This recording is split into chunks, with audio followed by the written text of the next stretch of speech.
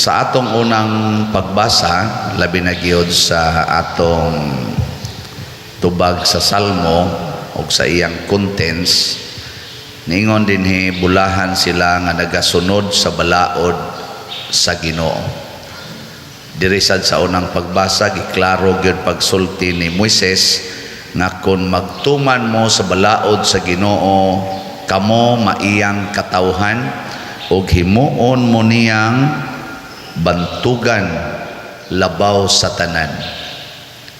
Tinuod ning gisaad sa Ginoo diri sa unang pagbasa o dili? Tinuod niya mautong nahimo silang bantugan kaayo nga nasod, hangtod nahimo na gid silang murag number 1 sa tibuok kalibutan, labi na gyud pag-abot gyud ni Hari David.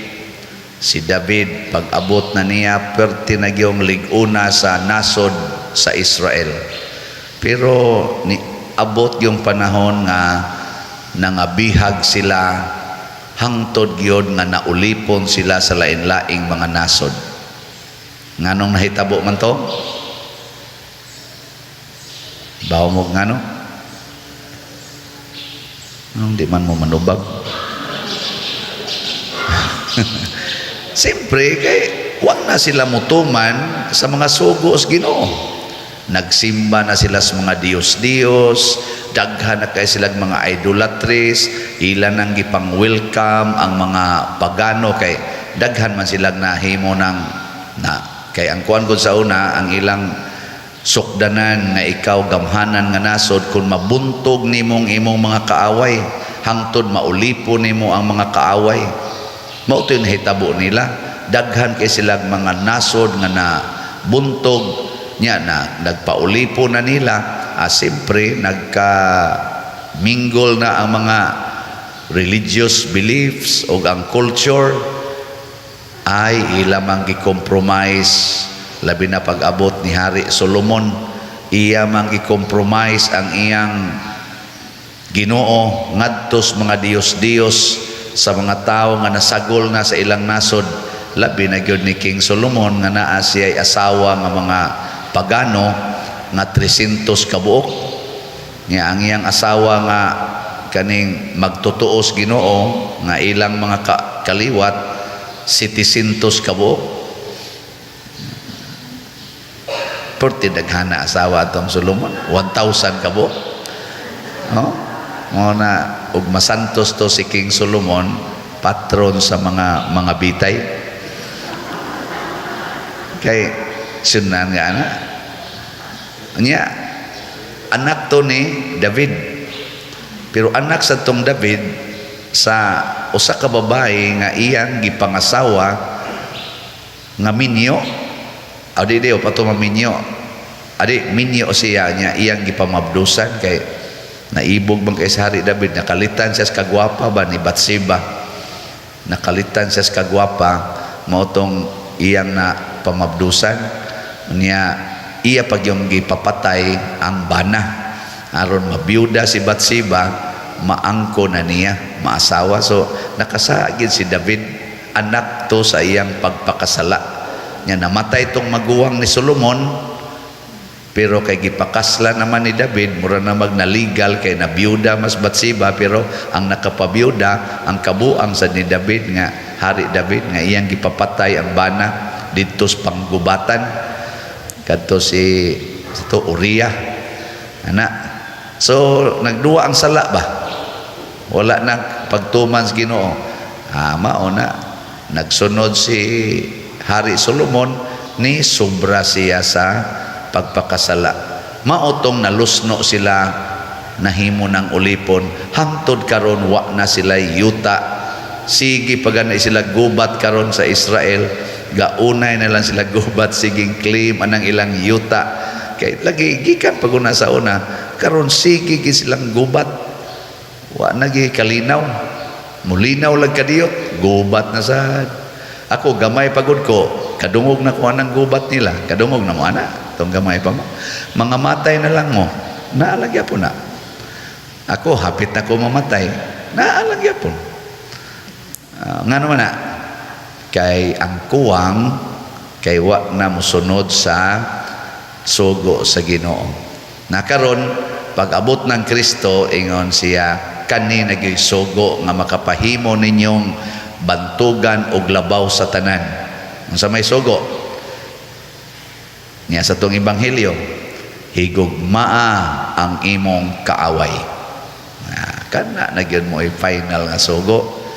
Kinsa ninyo dinhi ang mosunod ni ana tasa ka ba? Ang wa mo pataas, padong na mo mabihag, maulipon mo. Bitaw, kinsa may mga tao nga gitawag na to free, kana bang doon na tinuod nga freedom ang nahigugma. Love is always free, and love sets free the beloved. Waman mo kasabot ato atong binisayon ha, kahasta ako mas ko kasabot kayo. Ang gugma kanunay gawasnon ug maghatag og kagawasan sa iyang gihigugma. Mao na siya. Nya, ganahan mo anang gugma ha. Oy, mga possessive kay mustanan. Sigig pangangkon, hala, binungulay gyud to the max, hasta mga managsuon, ligas lang gamay, anang yuta, ligas lang, hasta gani sa pag-atiman sa mga ginikanan, mag-ampa-ampa na. Nganong ako malay sigig atiman diri? Kamo unsa man yung gibuhat ya? Na dayon. Hantod pang ginikanan, ipasapasa na lang ang paralyzed nga ginikanan, ipasapasa, adto na sa dito, adto na sa spikas, no, ibutang na lang nag-care home, ato na lang ang tabang agbayad, nabutang na sa care home. Ikaw lagi, imo rong buwan na, ikay mo bayad, ano man ka mo bayad, pautang nga sa ako, kaya wako'y kwarta, yun na, bayad ha, bayad sa utang ha. So man mo bayad gabi nungulay, hanto na lang namatay ilang ginikanan, gabi nungulay lang yapon, ikaw kay batasan saan kang mutabang kag bayad, wa ka mo bayad, laog kay kastanan, daghan ta kag kwartang panuwaya ka, ana dayon. Nya mingon sa tungkol sa, ikaw, hanto na lang yun, away. No, wa na mahitabo sa inyong kaliwat.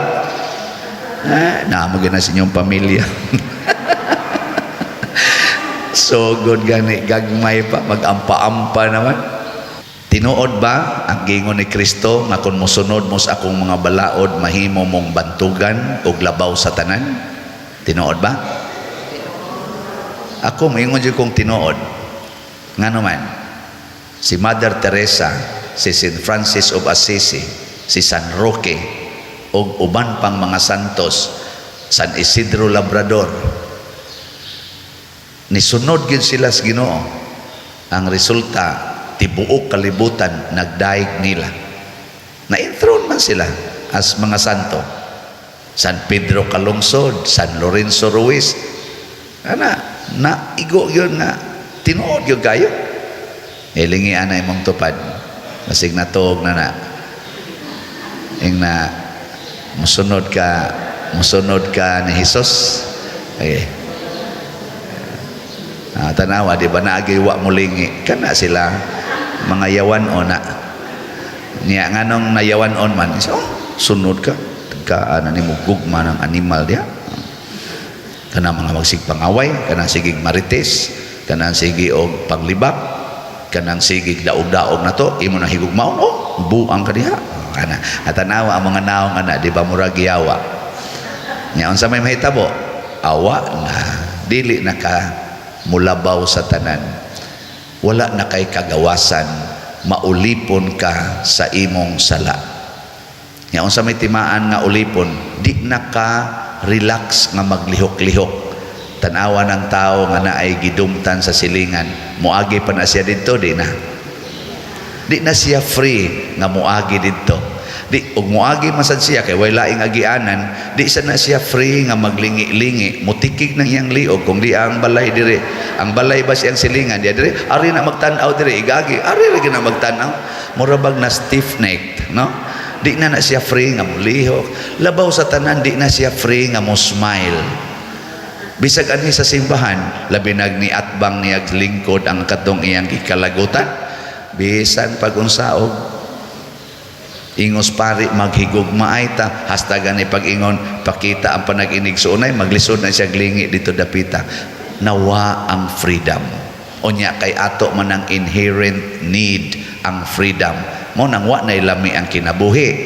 Unya igwa na ilami is kinabuhi, ang uban maghikog, ang uban magdepresyon, anak dayon nga inom dag tambal, mangayo paspari usahay. Ito pa pader sa akong maintenance. Nganong nag-maintenance man kaani pader di ko katog yun ana. Mao nang lain na gini akong lawas. Klaro kayo ay na kay mga gidumtan. Wa pader wa ay pamakak niya na kay gidumtan. Ana bitaw nga kung bana pader ba akong ex. Anong na ex mo na imong bana sa animal kay pader nga bit man nga sa nimo pader nga tuwa naman nagpuyo sa kabit niya ako na nagganto sa imong anak pader pasagdan lang ko mo nagtigid madawat pader di madawat.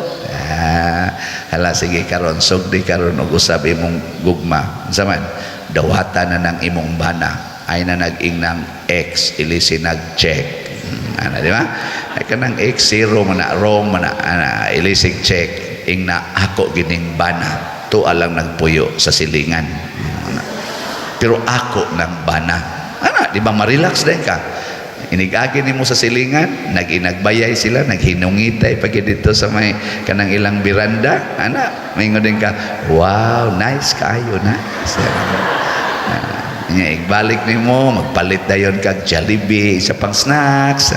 Yung pala tagaan.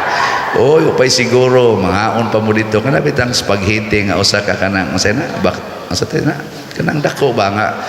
Sharing day mo ana nga to. Kamon tulo dito na mo sa biranda. Ana sige na mo ka dito. Hungitan pa nimo sa imong ang kanang kutsara imong bana. No. Nya ang kuan ang kabit mo imupahi diri sa masami. Indot ano? Mabuhat mo ana. Mo na maghatag ni mog freedom. Free ka nga makigistorya ni bisan kinsa, free ka nga molingkod og tupad ni bisan kinsa, free ka nga moagi, free pagyud imong heart na ay peace, na ay happiness, na ay contentment. Anyway, ang judgment, iya mas Ginoo. Iya. Ang importante na atay freedom. Ano ba inana?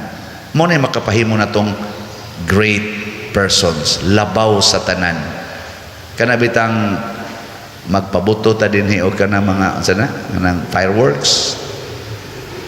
Na magi-fireworks ng mga kwitis ba nga imbis mo lupad nga to musarap na noon kapila na ta na din ay hapit ang mga igo di man siya free nga mulupad nga naman ambot lang basig wa matimbang ang iyang kuan musarap pa noon ato pamubuto sa ilawom sa balay maghatag lang noon og kahasol pero kanang mga fireworks nga kuan gyud gayo kanang nga bang mahalon sa noon na mga mahalon ba timing ginasta ang iyang binutuhan na nindot kay tanan magsigto wow kaya nga naman free man kay siya nga tong mubuto kay mingsunod manggiyod sa lagda wa man magsupak-supak mao na sad ang atong kinabuhi ang atong nagbigil dinhi sa Alliance of Two Hearts congratulations kay free ra gyud mo nga dili matog no.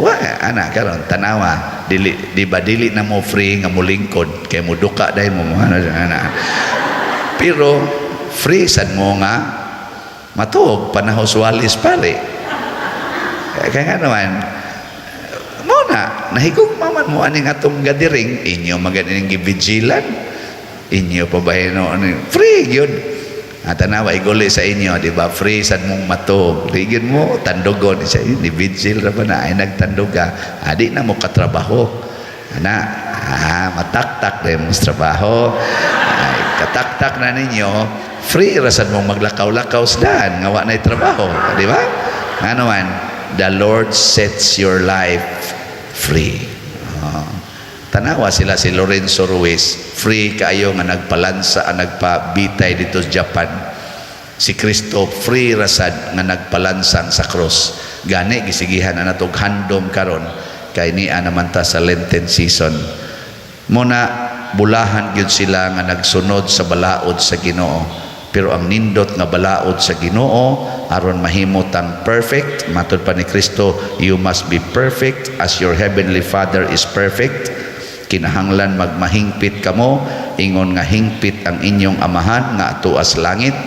Unsa may hingpit yun nga kinabuhi, kana yung kinabuhi sa gugma. Labi na gyud ang paghigugma sa kaaway.